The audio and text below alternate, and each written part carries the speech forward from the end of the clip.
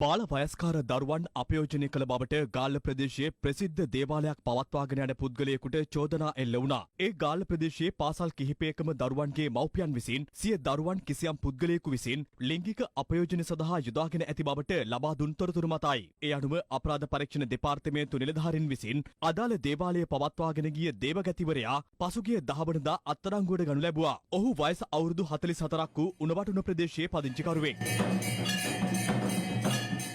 සැකකරු අත්අඩංගුවට ගෙන කළ විමර්ශනවලදී අනාවරණය වී ඇත්තේ WhatsApp තාක්ෂණය හරහා අදාළ සැකකරු දරුවන් ලිංගික අපයෝජන කටයුතු සඳහා යොදාගෙන ඇති බවයි. අදාළ පුද්ගලයා දරුවන් අපචාර ක්‍රියාවන්ට යොදා ගන්නා දර්ශන පටිගත කොට ඒවා ජාත්‍යන්තරයට අලෙවි කර විශාල මුදලක් උපයාගෙන ඇති බවටද විමර්ශනවලදී අනාවරණය වී තිබෙනවා.